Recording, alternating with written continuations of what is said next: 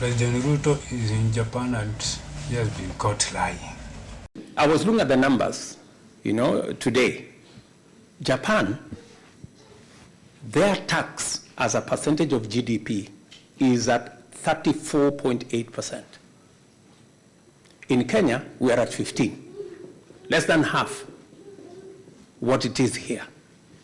If we have to develop our country, Kenyans must roll up their sleeves and develop their country. Our country is not going to be developed by others. Our country is not going to be developed by aid. Our country is not going to be developed by debt. Our country is going to be developed by us.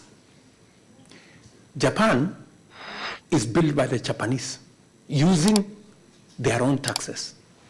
Kenya will be built by Kenya using our own revenues and our own taxes. That is a statement that we must tell each other. The one thing that I have committed myself to do is that we must then provide a guarantee that every Kenyan who pays for whatever service or pays whatever tax, that money should not be stolen by anybody.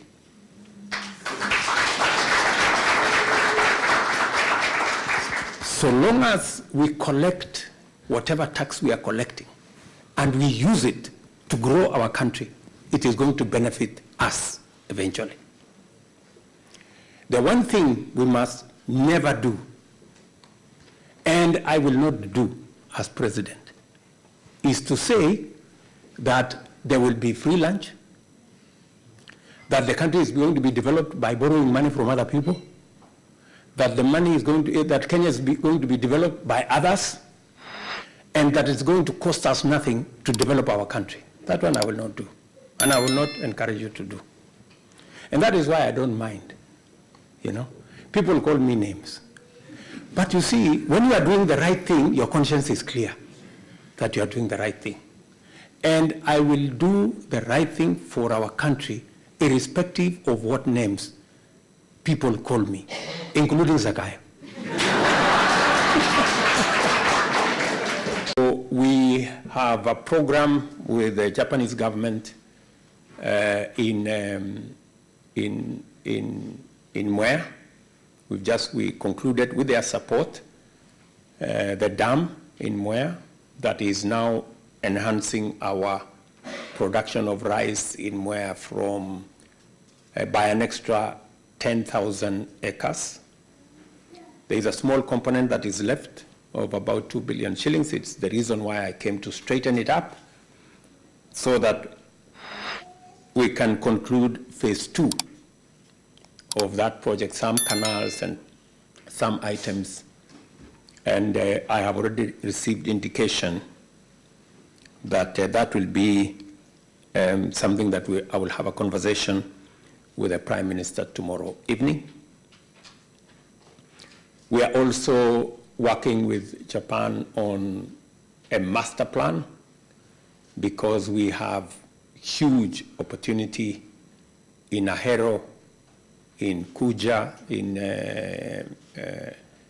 Migori, in Pekera, in Baringo, in Tana River, in Hola, in Bura, and in many other areas in Kenya. So that's the conversation we are going to have. They are supporting us to work out a master plan so that we can invest appropriately in that space. Secondly, we will be also having a conversation around mechanization. In fact, I will be meeting JBIC and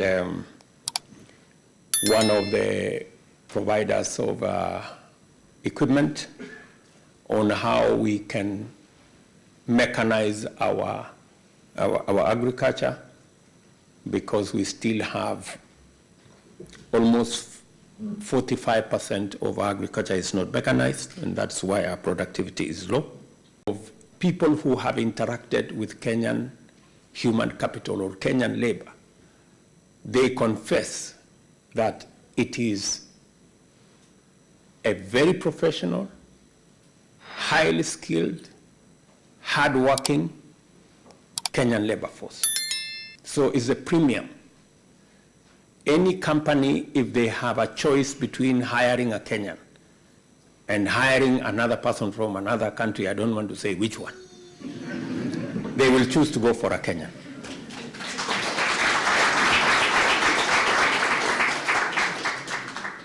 So because it's an asset that we have, we must make sure that we deploy it appropriately and we use it to drive our progress and our prosperity as a nation.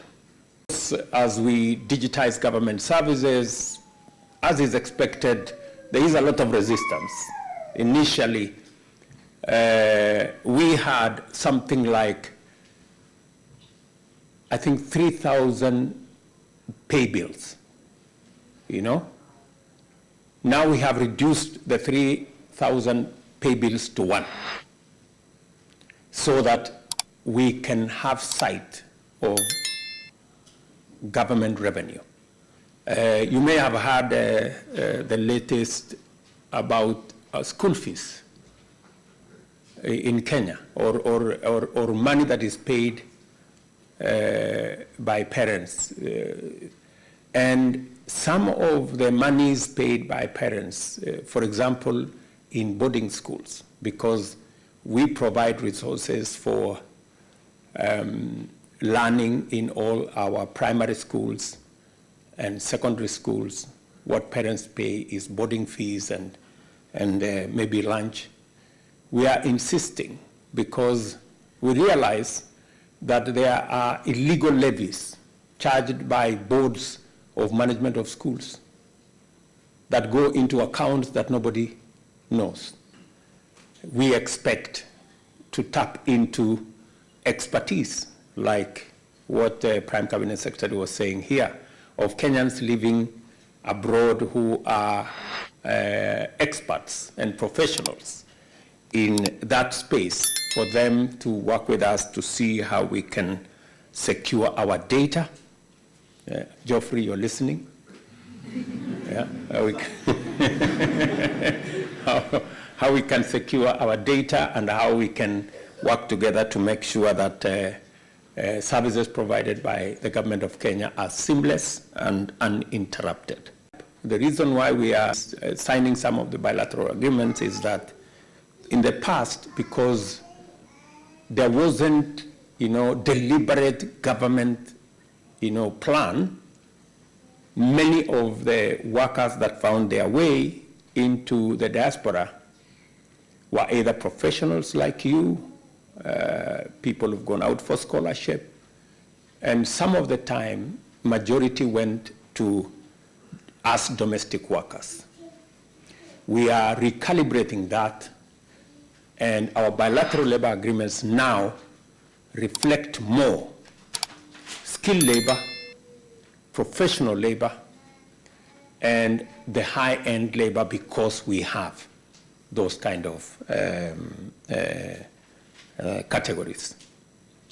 And it is also the reason why we are spending more money. In fact, we just doubled the money for our TVETs so that we can grow more human capital that has different skills that is required globally. It is my commitment also to expand the Kenyan diaspora, because the Kenyan human capital is a big resource, is a big asset. Just for your knowledge, we spend 650 billion Kenya shillings.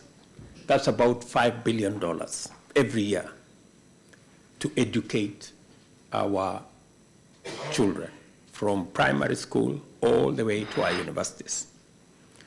That is big spending. In fact, it is close to 30% of the budget of the government of Kenya. We are working on close to 15 different countries to sign a bilateral labor agreement with them. We have concluded some. In fact, we are concluding the one with Germany before June. We already have many other bilateral labor agreements in different stages, because it is my intention to make sure that we have an extra 1 million Kenyans in the next 5 years working abroad.